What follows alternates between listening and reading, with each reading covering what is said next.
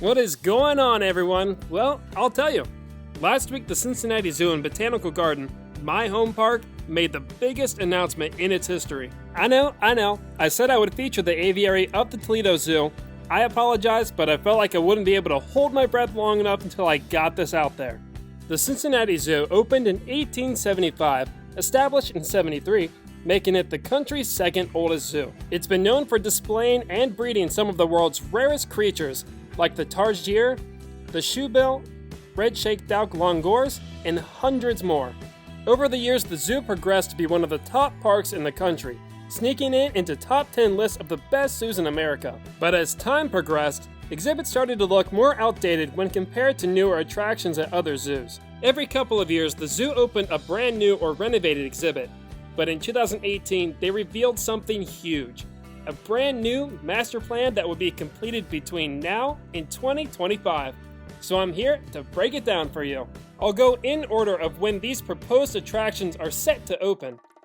Number 1. Wildlife Canton will be converted into Roo Valley. The Wildlife Canton exhibits were constructed all the way back in 1942 as part of the Works Progress Administration. Since then, it has been dedicated to a variety of hoofstock. There were zebra duikers, babirussas, scimitar oryxes, and even a successful breeding family of the Sumatran rhinoceros. Lately, however, the zoo has given up on the idea of displaying rare hoofed animals. Wildlife Canton is located at the bottom of a short but very steep hill and is made up of mostly simple paddocks. Today they're home to warty pigs, takins, camels, the endangered Przewalski's wild horse, and a couple of non-hoofstock animals. But all of them will most likely get phased out to make way for an Australian attraction. Yeah, I know, bummer about getting rid of lesser-known creatures for literally the most common themed idea in a zoo. But the area is outdated and there's just no more room for expansion in this area for hoofed animals. So within a couple of years, this view will soon look like this. The present steps currently making up the right entrance to Wildlife Canton will be turned into a windy slope with the stream running in between it. The water will actually fall into a brand new little blue penguin exhibit that will come with an underwater viewing. Yeah, so there's something kind of unique. The little penguins will actually come from the Children's Zoo, where they already have a decent home. Going back to Roo Valley, at the bottom of the path, with nothing in between you and the animals, will be a walk-through kangaroo yard. Something the zoo actually had back in the summer of 2006 for their temporary down-under attraction in the Children's Zoo. On the far side of the walkabout will be a rope course, so you'll be able to walk above these marsupials. But what's this large aviary over here?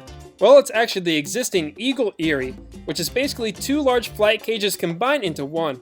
It displays eagles and condors, and even though the Wildlife Canton exhibit will soon be part of the past, these very large birds are here to stay.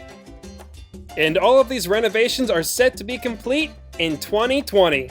Alright, moving on. Number 2. Renovations to the Sea Lion exhibit. Their current exhibit, that's sometimes referred to as the Seal Falls, is getting a facelift. This one rocky outcropped habitat that comes with 3 observation decks and an underwater viewing area was constructed back in the early 90s. It was actually first home to walruses, believe it or not, but after they were phased out, it became home to harbor seals and sea lions. Today, it is currently home to one individual blind male named Duke. Improvements to this exhibit will include more shade, better water filtration, and behind-the-scenes upgrades. Not many details were announced for this, and I don't really think this exhibit needs an overhaul anyways. There is no specification on when these renovations will occur, but since it doesn't sound like anything major, my guess is that it will happen between 2019 and 2021. Number 3. Moving over just slightly to the right on the map, expansion of the Lords of the Arctic. The bear enclosures. Finally, after 80 years, these are finally getting touched up. In 2000, an additional polar bear exhibit with an underwater viewing area was added, but it quickly became outdated. Again, for this one, there isn't much to be said in regards to physical plans, but the zoo said the polar bear area will get another enclosure for a male. There will be a newer denning area, added natural substrate, that's a big one, along with more viewing areas.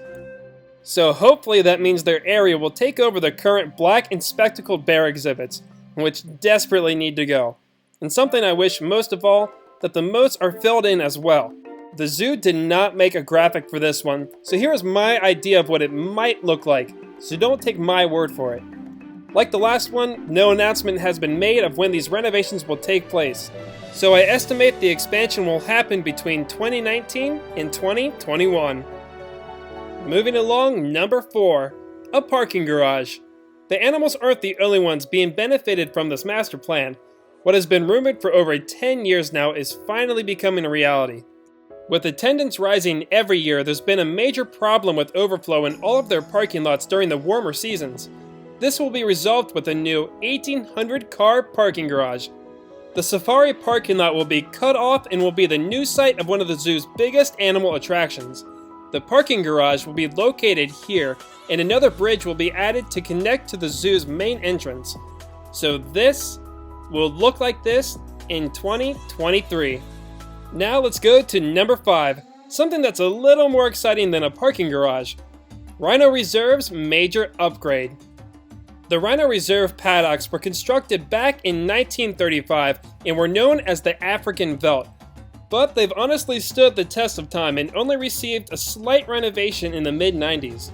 This future upgrade will basically be combining some of these paddocks to give their star animals more space. So here's the blueprint of what it will become. The shape of the entire area will stay the same, so here's what will change. The current Indian rhino exhibit will be renovated to be a more appropriate home to the zoo's herd of plain zebras.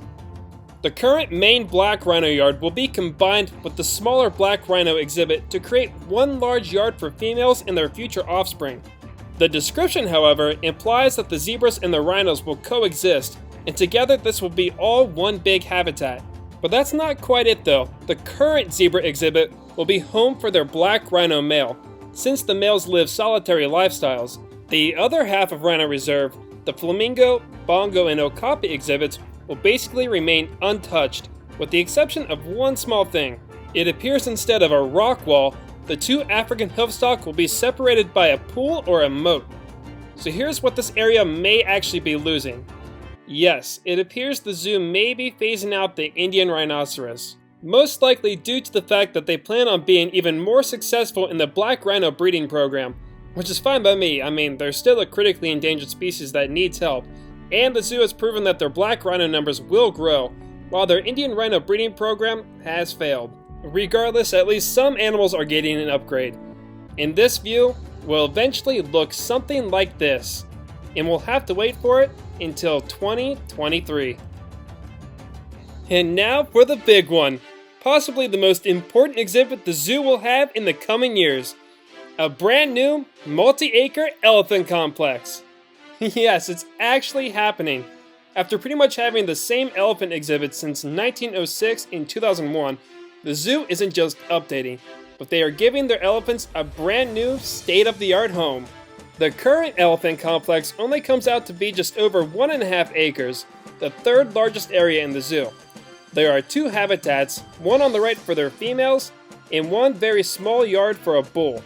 In the center of it all is the Elephant House, which is on the list as a National Historic Landmark. The building was constructed in 1906 and has been home to elephants and other large hoofstock throughout the years. The habitats you see today were constructed in 2001 and 2007, but they are not up to date and they probably never were, which is why the zoo is adding a new complex on the complete other side of the park. The safari parking lot I mentioned earlier, the safari camp picnics and carousel, small restaurants, and even the white lion exhibit are all being swept away to make room for the elephant trek. Together, the space combines to be a total of 7 acres, which will bring the zoo from having one of the country's smallest and poorest elephant exhibits to one of the country's largest and greatest. Elephant Trek will consist of 2 similar-sized yards, with streams and large pools on either side. There will be viewing areas spread across the entire front and back sides from many angles and a variety of heights. The fence line to contain the elephants will be what the zoo uses today for their females, low wooden fences with a mix of mock rock and heavy foliage. While we are saying goodbye to the elderly white lions, which probably won't even be alive by the time this rolls around, we still at least get to keep Manatee Springs. Also near the left entrance of the Elephant Trek will be a brand new play area which appears to be a splash park for children. Going back to this graphic, there are a few things that you need to look out for because the artist left some elements that can go unnoticed if you don't zoom in. In the back corner, there is a small indoor structure with guests looking into it.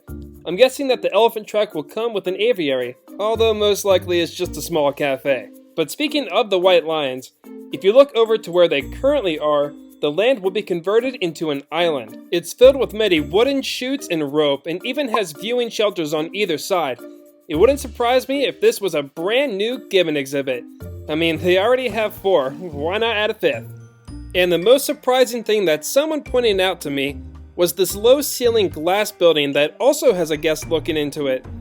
Well, they suggest that it will be the viewing access to the elephant's indoor quarters. And if you actually look at it, it kind of makes sense. While this other building looks to represent more indoor space, it's just way too small to be able to hold multiple elephants. But it's just a first rendering, so we'll find out. And those are all the surprises we'll be looking forward to. Oh wait, there's one more. Now this is probably the most interesting one. Look closely to the right on this one, and on top of the rocks are depicted wild sheep, possibly representing the mouflon. But I don't think they've ever been mixed with elephants before in a zoo. And with such low fences spread across the entire area, I don't even see how they would be able to contain them. Guess we'll just have to find out when it opens in 2025. But I'm not done talking about the elephants quite yet. I didn't say what would happen to the current elephant reserve. There is no graphic that specifically focuses on what will happen, but according to the map as a whole, the bull yard, the plaza, and the cow yard will apparently be combined to make one big exhibit. And here's what the description says. Renovations to the historic elephant reserve will include repairing the concrete dome, replacing the roof, installing new windows, and adding a new garden area and animal habitat. Man, oh man, this master plan leaves a lot of cliffhanging questions. Well, at least within 7 years, we'll all get everything answered. The targeted budget for all this is $150 million. They already have $50 million, so they're 1/3 of the way there.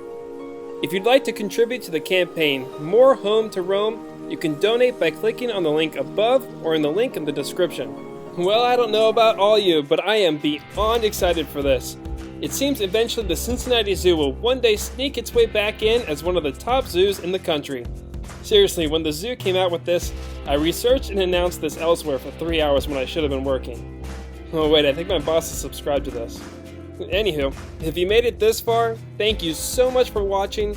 I don't think I need to give a preview of next week's episode, but I do promise that it will be my all-time favorite birdhouse. This is your guide, Zachary Handel, signing out from here, because I'd like to say goodbye in a different way.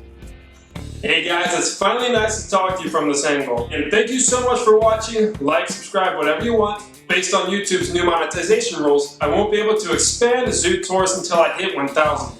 So keep them coming, and I'll be sure to return the favor by covering more parks. Thanks again, be sure to check out more tours, and I'll see you next Friday.